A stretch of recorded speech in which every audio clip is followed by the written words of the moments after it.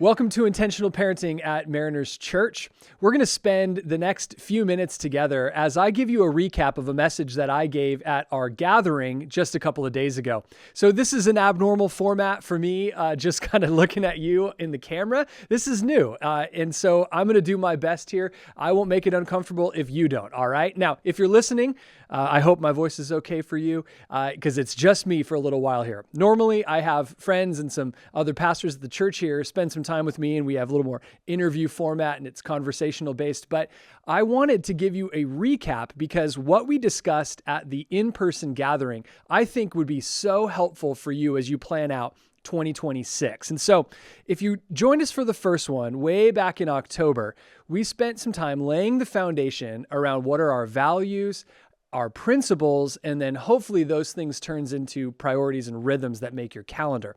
In fact, the first maybe 2 or 3 episodes of this podcast, I spent some time with people and we really planned out. We talked about it in our own families. And so if you want to head all the way back to the beginning, you can see what that foundation looked like. But in this one, I want to talk to you about this message that I gave around how to make the most out of the moments of 2026. Now, moments mean we're going to talk about the rhythms that make ultimately our calendar. They make the things that we think about, our weekly calendar, how we think about our quarter, 3 months out of the year at a time, and then our annual calendar. So really hang with me over the next few minutes. And in fact, what I gave out at the in-person gathering was a calendar that looked like this. It was a way to view periods of time, both from a week in a quarter, so 3 months periodically, and then also a year. I'm going to put a link in the show notes so that if you want to download this, and in fact, if you want to print it out yourself or even populate it digitally, you're welcome to do that. I think it's a great resource for you to consider. Now, I recognize, as I do, this is not going on my fridge at home. But instead, I'm going to sit down with my wife. We're going to talk this through, and it's going to make our Google Calendar. So it's just a tool to get the conversation started, but it was really helpful for us at the gathering a few days ago. So here's Ephesians chapter 5, and this is one of my favorite sections of Scripture here because it talks about how you and I ought to live with wisdom. Verse 15 says, "Pay careful attention then to how you walk, not as unwise people, but as wise, making the most of the time because the days are evil." Now, if you've ever studied this passage, you know that there are 2 words for time in biblical language. So there's chronos and there's kairos. Chronos is where you and I get the word chronology. It's the literal passing of time. That is not the word that is used here, but instead the Apostle Paul chose the word kairos. That word is about the God-ordained, meaningful moments, essentially saying there is time and then there are moments. There are opportunities that come our way. So it's rooted in Greek mythology. If you just do a quick Google search of the word kairos, you type in kairos Greek mythology, you'll get a picture of this amazing guy who's like bald in the back of his head. He has hair on the sides and then a ponytail coming out the front. And the one who made the most of kairos was able to catch kairos by the ponytail, meaning you caught the moment. So Paul, he's using that idea, that concept, and he's saying we as Christians, we ought to make the most of the time because your days are numbered. The time you have with your kids are numbered. Your life is passing by in a linear sense, but are you making the most of moments? Are you making memories? Are you creating opportunities for these great moments to happen with your family? So that's what we're talking about here in this session.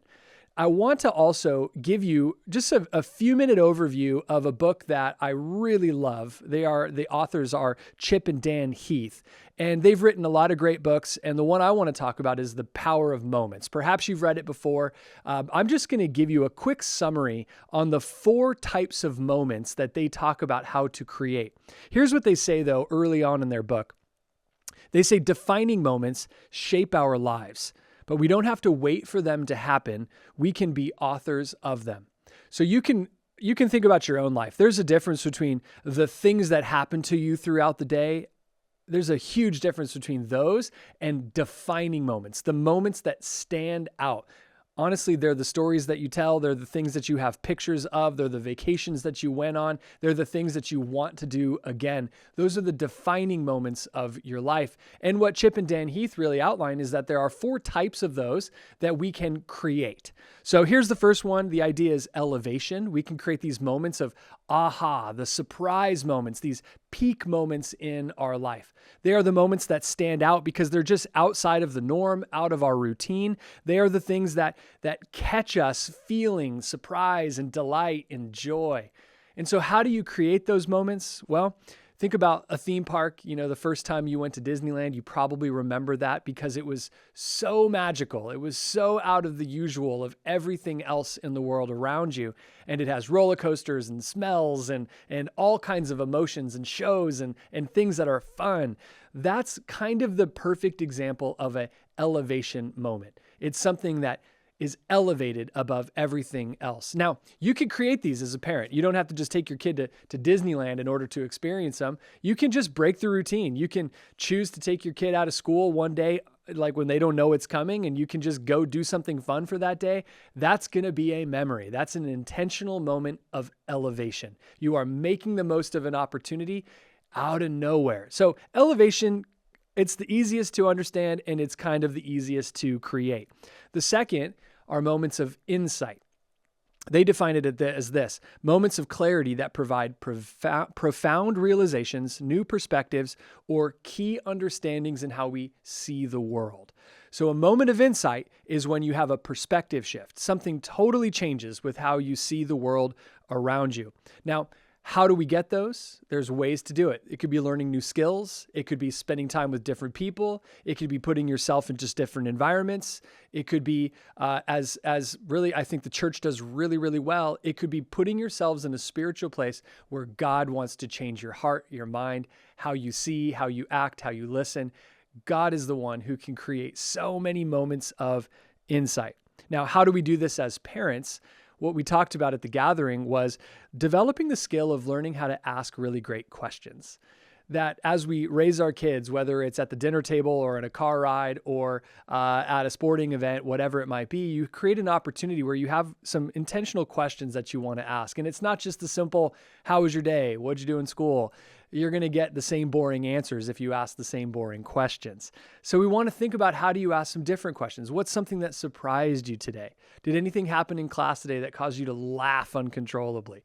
You'll get some great stories. Now, what happens usually, as most parents know, when is your kid the most talkative?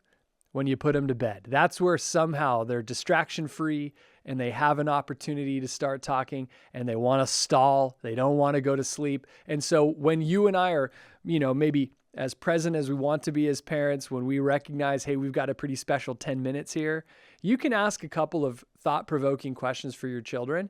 They'll start to share some things, and we get to connect the dots and help them see what they're feeling, what they're learning. We can help them in a moment of insight. We can open their eyes to something new. Now, again, that doesn't just happen to happen at bedtime. It can be in lots of places in life. Now, the third one is a moment of pride.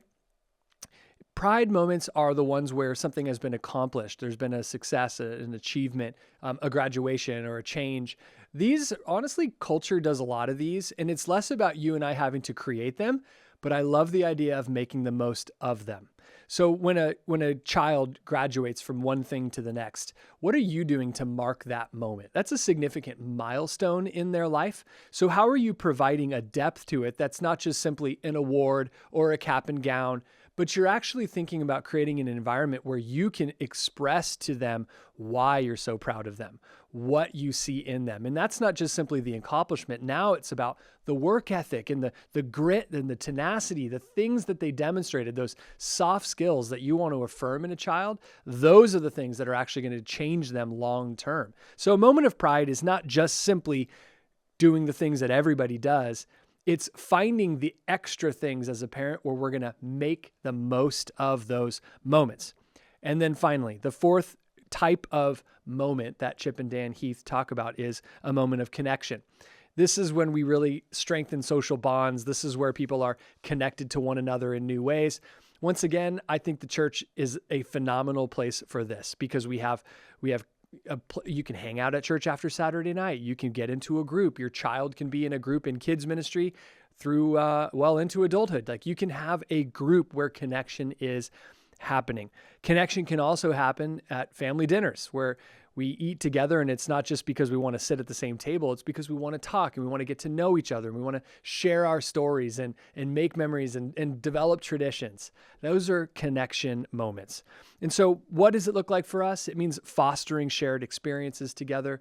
It's also helping kids develop an emotional language. So a part of connection is not just simply finding things that we like to do together. It's helping our kids have a depth to them so that they might actually build social bonds with you, with other family members, with people at the church, with team members and classmates and friends and all that stuff. And a part of building social and emotional bonds is having an emotional vocabulary so that they might be able to articulate how they're feeling about certain things. Because if they can articulate how they feel, now you can develop empathy and understand how another person may feel as well. This is a life skill that if we can help our kids learn early, they will have the types of skills needed to have really healthy connections throughout the rest of their life. So we create moments so that they can develop skills. That way they have a life skill for the rest of their life. So 4 moments inside of that book. Now, why am I saying all of this? Because as the Apostle Paul says, make the most of the time. He is not saying get obsessed about how much time you have left. But I do think that is a valuable thing to do.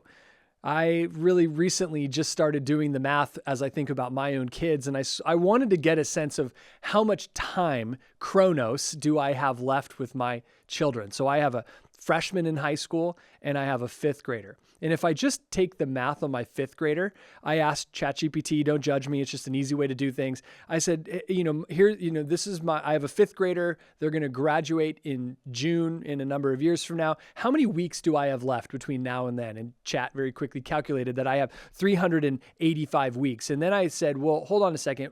What I have heard is that actually the real end date of when you have all the time in the world with your kids is a little earlier. It's not when they graduate at 18, it's when they get a driver's license at 16. So I had it recalculate the math, and all of a sudden I lost 100 weeks when that happened. Now my new number is 281. So then when I break down 281 into bigger periods of time, how many quarters of that? It's only 21 quarters, 21 3-month periods at a time. It's only 5 summers. So now it feels like a lot of time, and yet it's really not that much.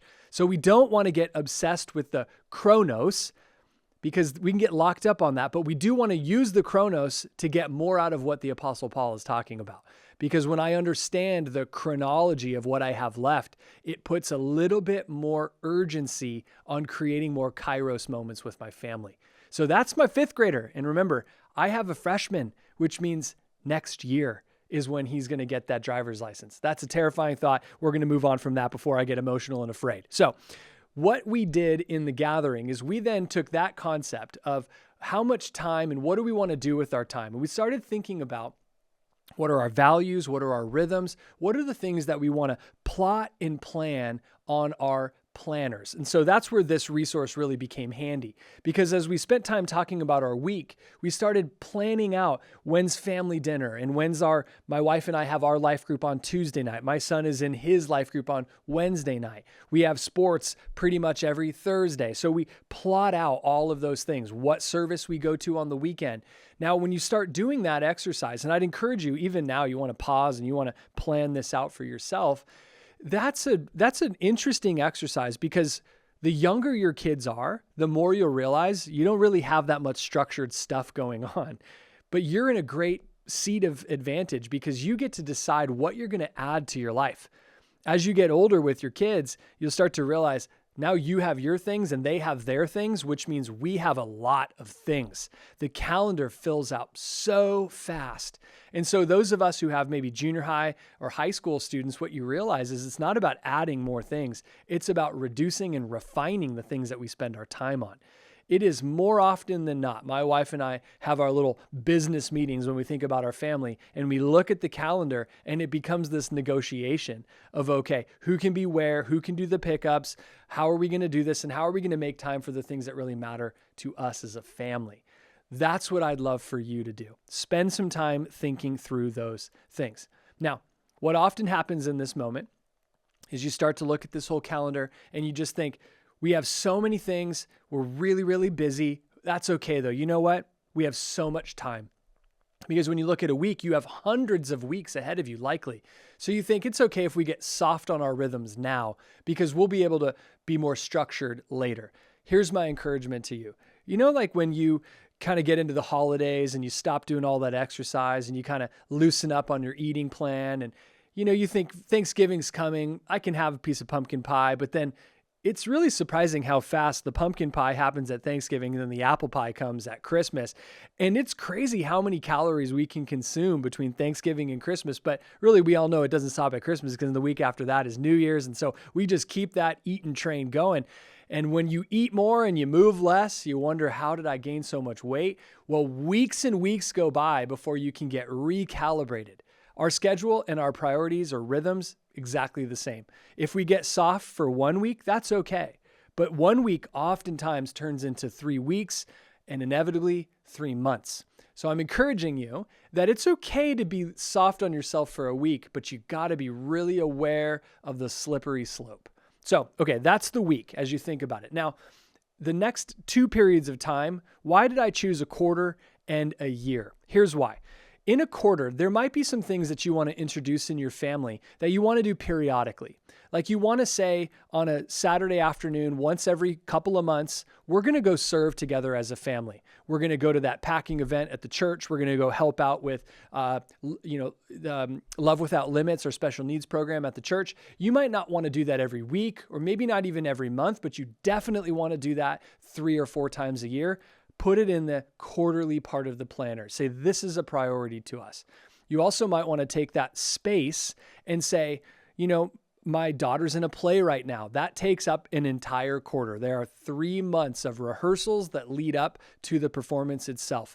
Same thing with the sports season. Those things usually happen anywhere between, 8 to 12 weeks or so. So it's a really convenient period of time because you can look at the things that take up a lot of time, but not an entire year.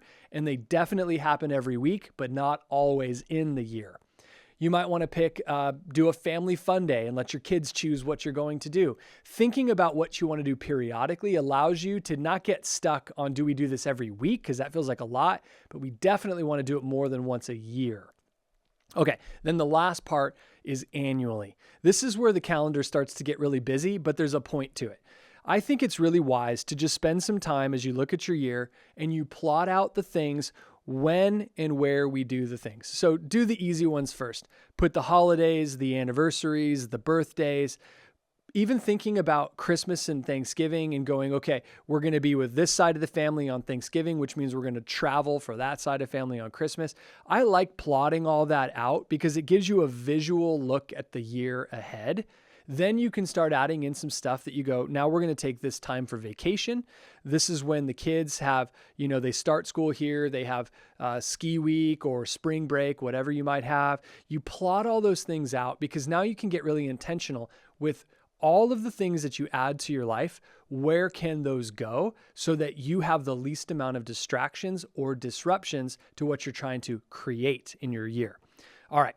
Once you plot out all of those things, you can add in everything from, we're going to have our family vacation during this time. We want to have our youngest is going to be in VBS and maybe our oldest is going to go to high school camp. Maybe we've been praying through going on a faith adventure down to Mexico together as a family. All of the things make the calendar. And then here's the final step. Okay, the final step, I think, is the most important one. And in fact, at the gathering, here's what I said. We got to the very end and I gave everybody the challenge. I said, I want you to do the final step in a couple of days. I want you to just let the calendar kind of sit. I want you to allow it just to sort of simmer for a few minutes, because then when you come back to it, God does something in us where he looks at all the things that we place. Really, we lay out our best plans, but really it's God who orders our steps. And so we lay it all out and something happens where we go, I forgot something, and you want to add it in. Or I'm realizing that thing that we added isn't as important as I once thought it was, and you can pull it out. Now, what's the final step? It is taking the power of moments and overlaying it into your planner for 2026. What that means is we are going to get intentional with what we do to make the most of the moments, not just simply the things that we put on the calendar. This is not a business meeting where you just simply look at the year and go, this is where we're going to be when. At the surface, that's what it appears to be.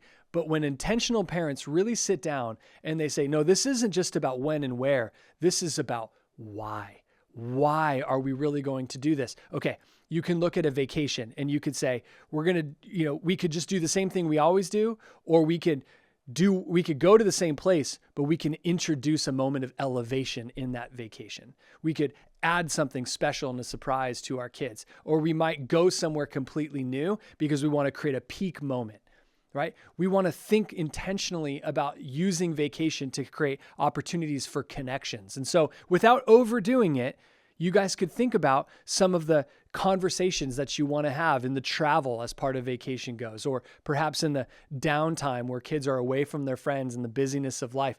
What are the moments of connection that you want to create?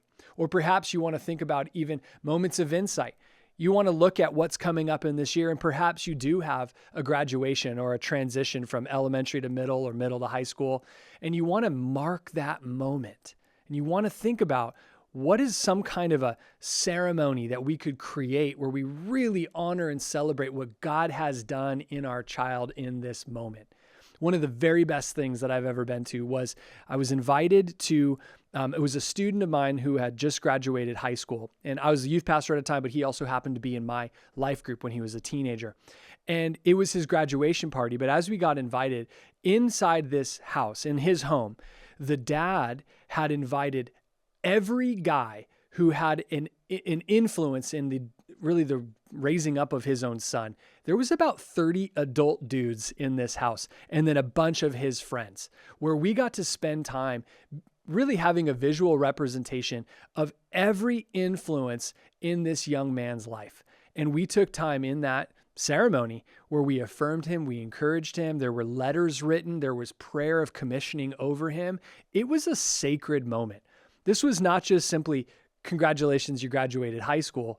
This was you accomplished something, but look at everyone involved in who you are today as a person, right? That's a beautiful moment of insight and pride and connection. I mean, it had so much going for it. Now, why do I share that story with you? Because when you think about a milestone in your kid's life and it's on the calendar for this year, we can do more. We can create beautiful Kairos experiences in those events and those things that are just simply on your calendar. And so I'm encouraging you to think intentionally about those things. Take the moments of elevation, insight, pride, and connection, overlay them onto your calendar, and watch what God will do over this next year. It's going to help you feel more like a confident parent. You're going to feel intentional about the things that you have in front of you, which ultimately will have results that you may not even expect. You might experience things in this next year that God really wants to happen for you and for your kids, for your family. So as you think about it, my last thought is this is about shifting from being a reactive parent to being proactive. Oftentimes, as I talk to parents in my own friend circle or on the patio at church, I talk to parents all the time that are sort of like, they're either going through the motions, they're just living by the tyranny of the urgent on their calendar, they're in survival mode, or at best, they're reacting well, but they're reacting to whatever is going on in life. This is about you and I getting it into gear and saying, we're going to be proactive for 2026. Let's build a plan so that we might be able to raise the kids in our home. In fact, to close, I want to just close with this. I ran into somebody at church just yesterday, and we were having this conversation about what he was teaching parents 30 years ago when he was the kids pastor. And he said this, the big aha moment for him is that we're not raising kids. We are raising future adults. If you're just simply like raising your children, what you're realizing, you're just treating them as children. But think about the perspective shift. Maybe this is a moment of insight for you right now. It was for me when he told me this. You are raising a future adult. So what are the things that you want for that future adult? Now, in your home, you're helping develop an environment where that child becomes that adult. So I'm getting really excited about this. And in fact, I think it'll probably be what we do at our next in-person gathering. That's on May 2nd. I'd love for you to be there. We're going to build out this concept. It's going to be really, really fun. But I can assure you, it's all about being intentional as you look about your priorities, your rhythms, your values, placing those on a planner and saying, we're going to do not just the what and the where, but the why behind it all. So with that, very grateful that you hung with me throughout this whole thing. We'll be back with our next episode. I'll have some friends with me again, and we'll get back into that kind of interview discussion format like we normally do. But I'm excited about what God is doing right now with the parents at Mariners Church. I'd encourage you that this might be an episode you want to share with somebody else. You might want to show them the resource that we've put together. Again, we'll put a link in the show notes so you can download that and begin to work with it. And come on, keep joining us. I'd love for your feedback as well. Come and find me or send an email or fill out that form we've provided. We'd love to hear what you want to keep hearing about, what you'd love to learn, what's real time happening for you as a parent. And then I'll see you for our next in-person gathering on May 2nd. So with that, thank you so much. I hope the rest of your day is great.